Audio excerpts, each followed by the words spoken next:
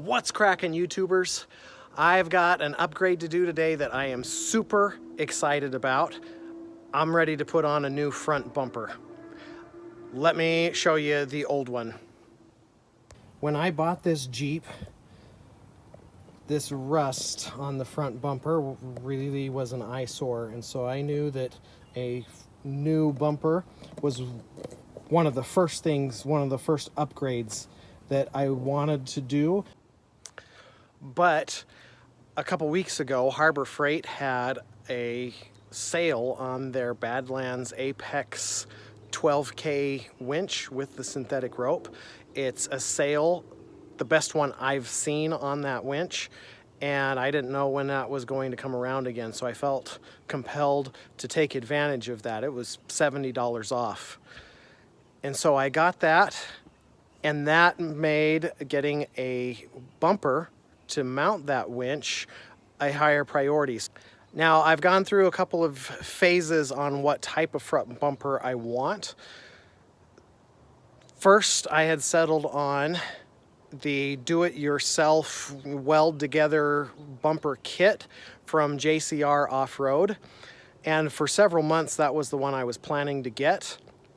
It had on the front bumper a receiver mount, and I liked the idea of putting the winch on a receiver mount and being able to move it to the front or the back and use it on either side of the Jeep. And when I wasn't using it, to be able to store it out of the elements and hopefully preserve it a little bit more. But some problems came with that. To store it in the Jeep on a winch or on a receiver mount would take up a great deal of real estate inside because it has a pretty big footprint, and I would have to find a way to secure it in the case of an accident or a rollover. That winch is something like 80 pounds, and you don't want that wrecking ball rolling around with you. And I could mount it outside, but I'd still have to secure it somehow and lock it to prevent theft. And the best option I could think of as far as where to mount it would be on the eventual roof rack that I'm going to get, except that then I'd have to find a way to get it up there. You know, lifting 80 pounds up over your head, it's just a bunch of potential physical issues waiting to happen. And so I didn't like either of those ideas.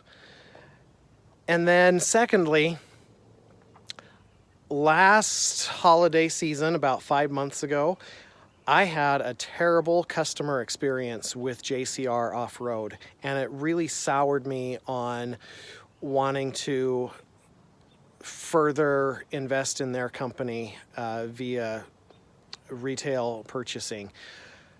I won't get into the gist of that. I will say if their bumper they offered was the best option for me, I would probably still get it. But when I decided to get a front bumper and permanently attach the winch to it and just leave it there, it was a pretty easy choice to go away from JCR Off-Road. So I ended up getting the EAG, or one of the EAG models. You'll see that when I get to a point of putting it on. I've unboxed it, but I haven't fully unwrapped it yet, so there's not much to show you. So let's get to pulling this front bumper off. So there's several videos out about removing a front bumper. I don't think I particularly have anything to add to any of those, so I'm probably not going to film a lot of it because they've got the job done, but let me just walk you through kind of the process, and if I come across something interesting, I'll bring you in and show you. Number one, I got to pull out the battery tender connection that only made it a couple weeks. I put that in, and shortly thereafter was when the winch went on sale, and I got that. That's how it goes sometimes. And then I have to pull off the fog light. I currently only have one on here because the other one had some condensation in it, and so I returned it. Super bright LEDs was great to work with. I do have another one, but it is really tough to get to that hole right there to tighten the bolt to put it on, and knowing that a new bumper was coming, I've just held off. Unfortunately, I see as I'm looking at this one, I don't know if you can see, but there's some condensation built up in that one too. So I'll be pulling that one off and returning that one for the warranty as well. That's unfortunate. But I'll wait to pull that one off until I get the bumper off and the access is a lot better. There is a vacuum canister that is mounted, should be mounted right here on the bumper. That's gonna have to come off and be relocated when the new bumper gets ready to go on, so I will have to disconnect that at the right time.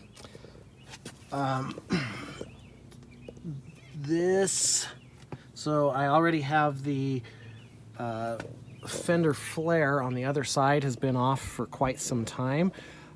Again, I didn't get to putting it on because number one, I broke a lot of the bolts on the support bracket because they were rusted out and they just sheared off as I was taking it off. And I haven't gotten new support brackets, and knowing that I was going to have to cut them off for a new bumper, it's not been a high priority. So that is the one big modification I'm going to have to make, is on the later models, the fender actually ended right here, kind of with this light line all the way back. And so the new bumper follows that line, which means I'm gonna have to trim this fender on both sides about where this line is straight back. And I'm probably gonna use the recip saw to do that. So this is already disconnected, so I don't have to worry about pulling those screws. And so once I get this battery tender taken off and that vacuum canister disconnected, and the light, I already have a quick disconnect on that, so that'll be easy. Then I should be able to pretty much just pull this bumper off by undoing the 3 screws that, or 3 bolts that attach it to either frame. So here is the vacuum canister. Now the ones that I saw in videos were round, and this one's kind of oval shaped, but it's still in the same place. And I just disconnected it in 2 places, pulled that one off, and then there's another smaller hose right here. So that will come off with the bumper, and then I'll see about taking this strap off and stuff from there. Okay, so looking at this, I just realized there is one more bracket that's going to have to come off, and that's this one, because it's attached to the bottom of the fender that's going to get cut off. So for the bumper to come off, well, the easiest thing is probably just to pull these 2 bolts over here on either side and just let that come off with the bumper. Okay, I've got all the bolts out. This passenger side was missing 1 bolt out of the 3, and on the driver's side there was one of the 3 that had worked its way about halfway out. So anyway, just FYI on that, but it should in theory now just pull off. And I've got the jack stands up, but it did not settle or anything when I pulled it out. So I'll keep those handy just in case there's some cables or something that get hung up, like that one that's kind of hanging down. If something like that gets hung up, I'll have something to set it on while I work those free. But otherwise, supposedly just a pole will do it.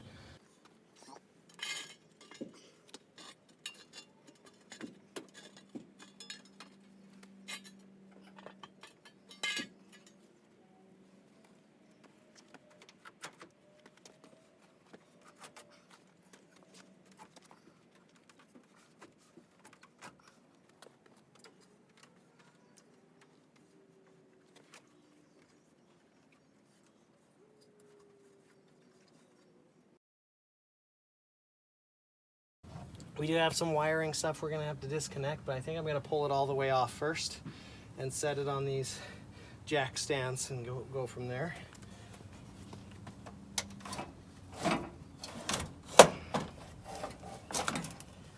There we go.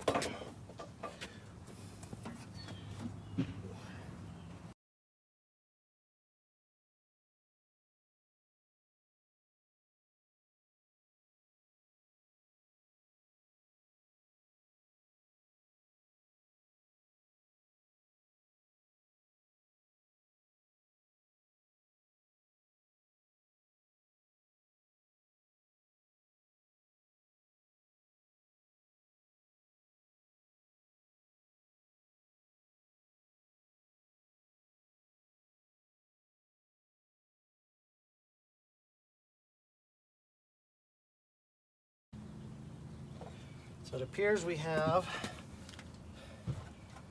some sort of ground connected to this bolt right here, which I don't think is necessary, whatever that's for. So the biggest issue I've got right now is this wiring. I'll bring it closer. So you can see this wiring just goes under this bracket. So I'll just pull that bracket off. I'll go get whatever Torx that is, and with the impact should be able to pull that pretty quick. This is to the fog light, so that just comes off from that bolt there. And then it looks like on this vacuum canister I'm seeing a screw there and there, and that might be it. So, oh, okay, now I've just noticed something else. This wind guard or something on the front I thought was only attached to the bumper, but those bolts right there are holding it on. So I'll have to pull those. That looks smaller than a 10. That's probably more like a 9 mil or an 8. But got easy access to them now, so we'll get those off real quick. So as it seemed was correct, those two screws were the only things holding that vacuum canister on. So I've got the front bumper off. I just clipped this one wire, the ground for the original fog lights. I've now grounded it by a different means, so I no longer need this one. So I will just cap that one. And now the next thing to do is trim the fender. So I'll get some tape to mark it, and we've got to do pretty much a straight line following this line off of the light straight across here. And then we also need to cut this inside of this firewall, which they suggested going over about like there and then diagonal down. So that's the next step. Okay, while I am here, I'm going to take the opportunity to reroute this line for the fog lights. And I think the best thing to do is to just follow it right here, follow this wire loom. So maybe even put it through this bracket and then have it access through this port right here. So it turns out that this bracket is pretty flat on the top and curved at that far end. It's a little bit of a lip on it. It's probably 1.5 inches, maybe 2 inches wide there on the top. And with that, it's the mount for, I think that's the transmission cooler and maybe the condenser that's behind that. And so it's not reasonable to feed these wires over that, especially over that lip that would eventually probably get cut through. So I did put it behind this bracket and just feed it this way, so the connections will still come through this hole, but that's probably the best I can do but it's better, I think, than it was. Okay, I have my lines marked, as you can see. I feel pretty good about how straight that is. Of course, it's a big moment to do a cut like this because there's no turning back from it. I'm going to start with the passenger side here because there's nothing on this inside to worry about. I can pretty much just make a straight cut. The only thing I'm not sure about is this bracket right here, if I'm going to have to cut that screw off or not. We'll see when we get there. But otherwise, this one can go straight through. The driver's side, on the other hand, I have this wire loom that runs right behind where this cut is going to be. And I need to make sure that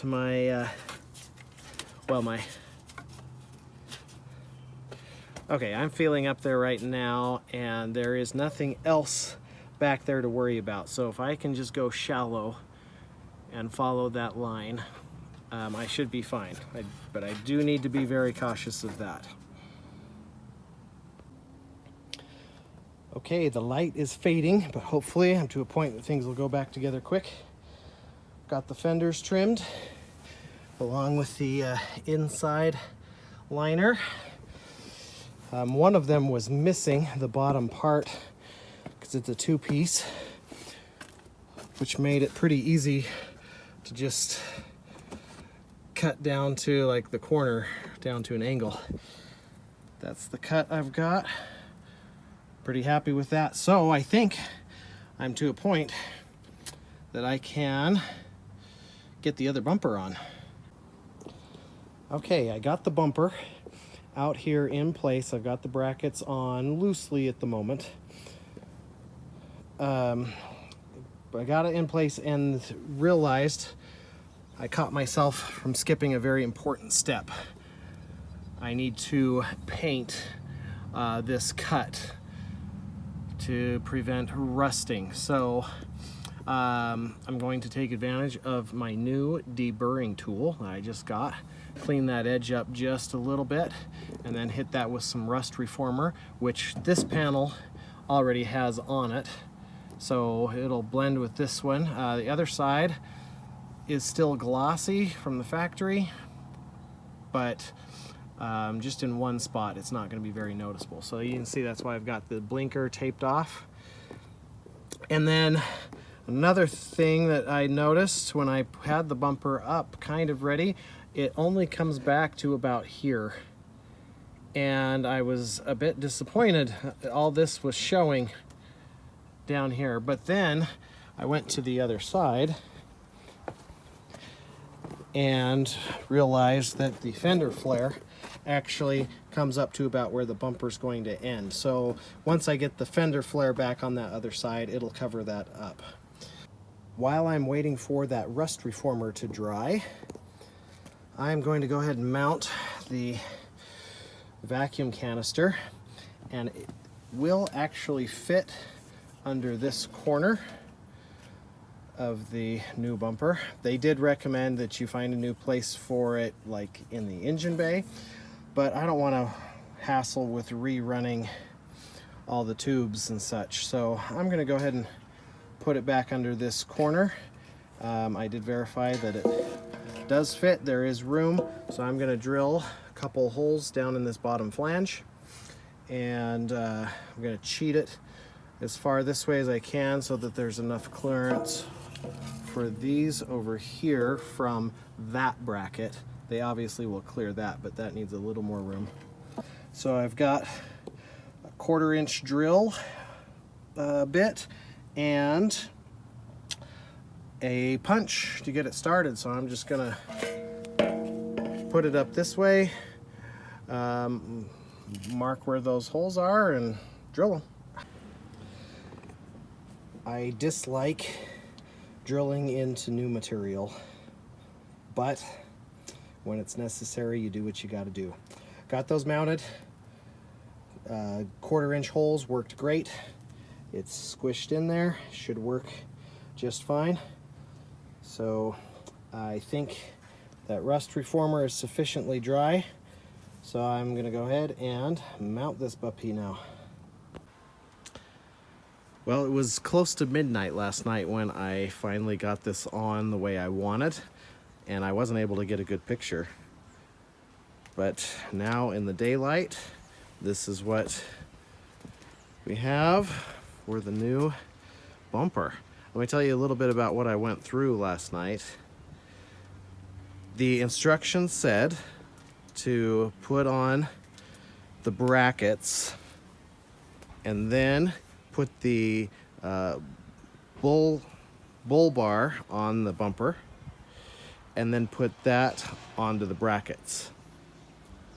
I kind of followed those instructions.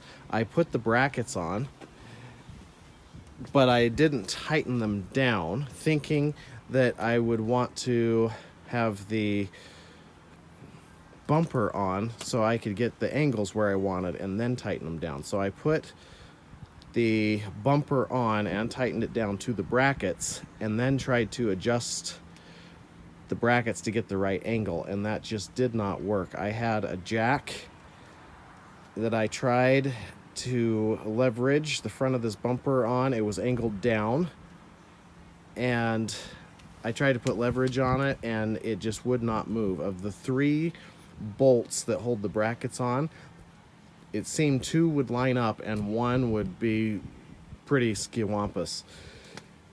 And so eventually I ended up taking the bumper off, tightening the brackets down without the weight of the bumper on them.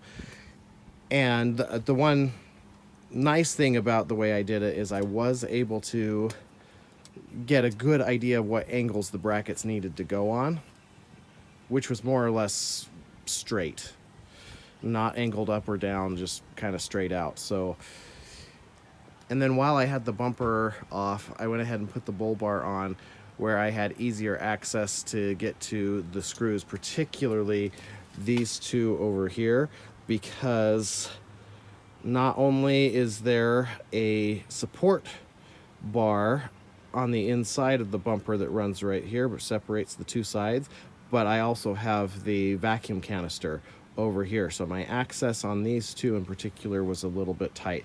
So I went ahead and put that on while I had it off and had better access. And then I put the bumper on as instructed, and now I am happy with the angles I've got. If you look at this corner right here, what I had last night it was kind of angled this way a little bit, not that drastic, I'm exaggerating, but that was definitely how it was going on both sides. And now I've got a pretty even gap, same on the other side, and overall I am pretty pleased with it.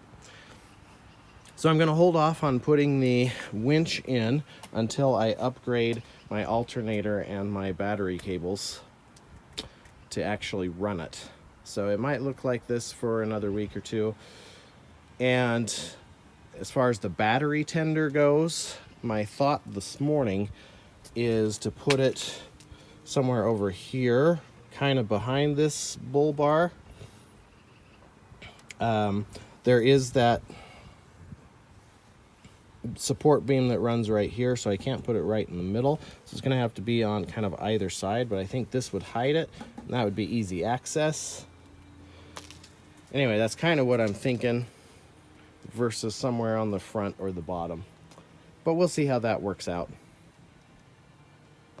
Thanks for watching. If this video was interesting, entertaining, or helpful, please hit the like button or share a comment. I have several more upgrades for the XJ project, some coming very soon. If you would like to come along on this journey, subscribe and hit the notification bell. Your support is appreciated.